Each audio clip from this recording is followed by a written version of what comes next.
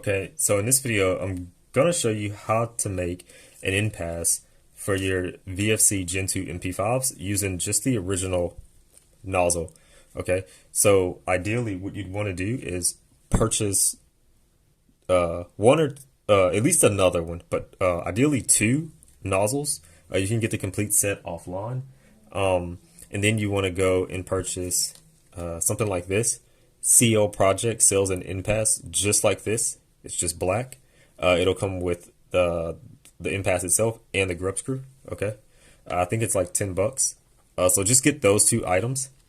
Okay, and then I'll show you the modifications we want to make. So all the modifications are going to be to the rear of the nozzle, and we really want to cut off the triangular pieces in the front, cut out this section right here, and vent this back section. Okay, so our vertical cut should be behind the pinhole. Okay, and then the horizontal cuts should be ideally a millimeter above the pinhole. These the ports towards the back are there because as the gas rushes in to this section, you can see there's a space between there, right? And this O-ring is basically to seal this outside from venting the gas out. Okay, the problem is that as the gas rushes in and it builds up back here, the pressure is going to build up outside here before it builds up in here, right? And actually pushes the bolt back. So this is less than a second, but the pressure will basically build up out here. And what we want to do is make sure that the gas out here can basically enter this section where it's supposed to be and equalize. Okay, so that's the purpose of these holes. If you don't add these holes, eventually the pin that goes through here and keeps the rear inside the front, it'll break this front section off of the nozzle. Okay, and you basically just destroy your nozzle. Okay, it won't happen, let's say, the first few rounds, but eventually you will develop cracks here, and you can see with the material being so thin, eventually it will break. Now, that's if you don't add the ports. If you do add the ports, it'll be just fine. This nozzle has a little bit more than 5,000 rounds to it. It has one 5,000 count of BBs through it, and it's held up just great. Okay, so now let's get into how to perform the modifications. Before we do that, the tools you'll need. So I'm going to use a razor blade, a file, a toothbrush just to clean up small bits, and I use the 5/64, but you can also use a 1/16 drill bit. That's just to drill the holes. I probably won't do that in this video. It's pretty self-explanatory. You really just want to make sure you drill, at least 5 or 10 holes in front of the O-ring. Space them out evenly. It's pretty self-explanatory. Okay, so the first thing we're going to do is get rid of these tabs. Okay. Try to cut away from yourself. I have a habit of cutting towards myself. This part's pretty easy. Just line up the razor blade and apply a little bit of pressure, and they'll come right off. Okay, so do like that, and then we can clean that up pretty quick. So I'm not gonna actually pull it with that much force. If the razor blade does hit my hand, it's not gonna cut anything. But just be mindful.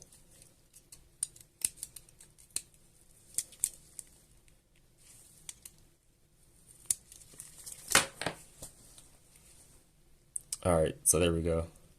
That's good enough for this example. Okay, so the next part, and this is where you might mess up, and this is why I say at least purchase 2 of these just in case you do mess up.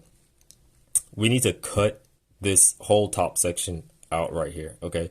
And instead of just taking a razor blade and cutting horizontal right here, a better approach would be to cut a V, turn it to the top, and cut a V section out right here.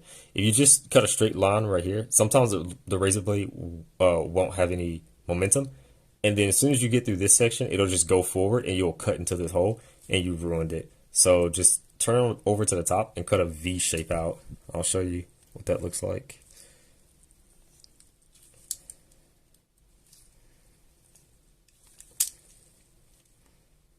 I should be able to break that section off, maybe.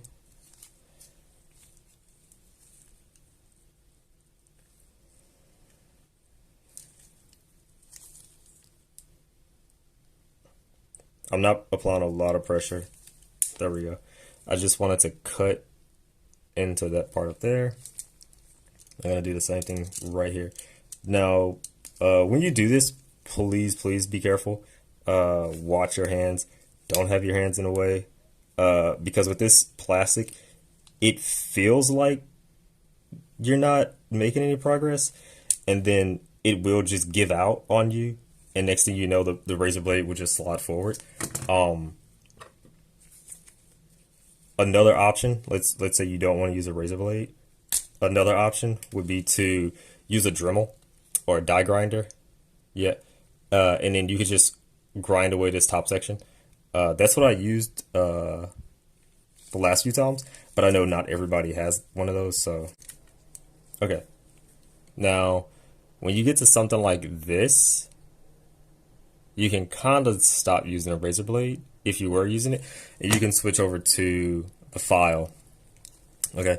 And you basically just want to make passes across the top, both sides, and the back until it looks like this. So let's say we can do that really quick. Don't get aggressive because this file will take off a lot of material. If you get a good one, it will take off a lot of material pretty quickly. So just be mindful.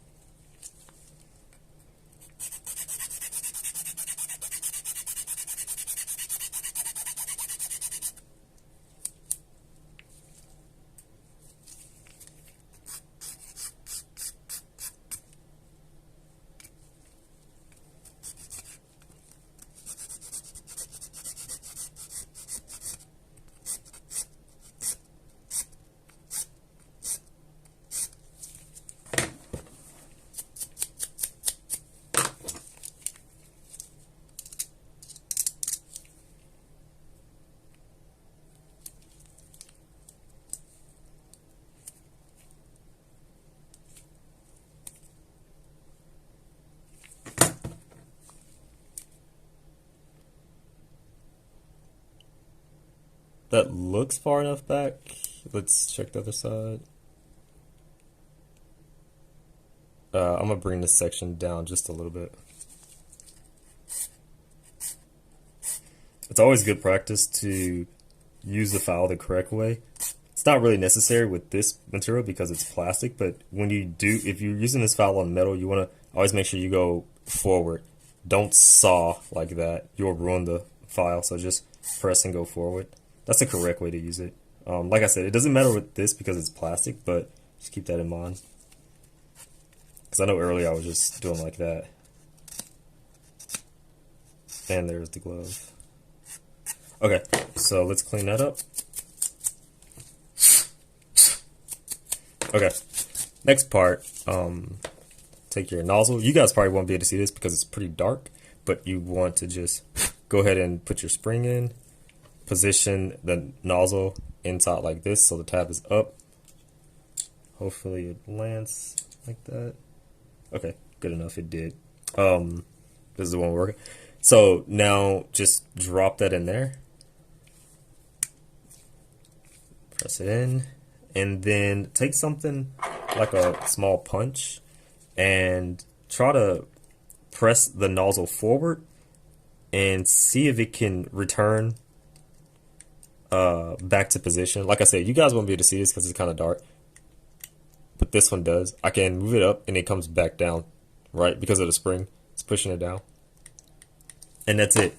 If it's a little bit too stiff or it doesn't move, what you can do is just take some more material off. So I'm just gonna move that down a little bit, and then I'm gonna file this section down a little bit more. It moved, but it felt like it had just a little bit of resistance. I wanted to move as freely as possible, so I'm just gonna take a little bit more off and clean clean this up. Okay, let's try again.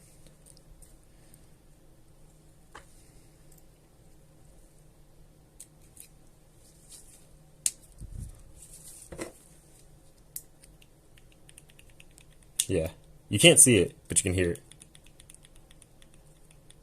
Okay, and that's basically what you want. All right, and at this point you're done. Just make sure to use a 1/16 or 5/64 drill bit. Drill some holes all around this section. Ideally, as close to the O-ring as possible. Not down here, up here, in this section. And that's it. I mean, that's basically how you create it. And then once that's done, you can go ahead and reassemble it inside of your bolt, and then just take a, I think it's a 1 millimeter Allen wrench, and then just adjust the NPAS until you get the desired FPS. I'll try to show you what it looks like on the inside really quick. Gotta get another flashlight because this one's dark. There we go. So you can see it in there, right? And it's sitting so far back because I don't have the pin in it. Once you put the pin in and you adjust the grip screw in the front, it'll move forward and backwards. So yeah, so that's basically it. That's how you make an NPAS for your V2 MP5s by VFC. It's pretty easy. Just go slow. I like to use the small razor blades. I don't like using the huge razor blades. But if that's all you have, you can use that. Or if you have a die grinder, you can use that. Just follow the same steps I did, and it should be pretty easy. And just make sure you get a few of these just in case you mess up. It won't set you back. All right, hopefully that helps.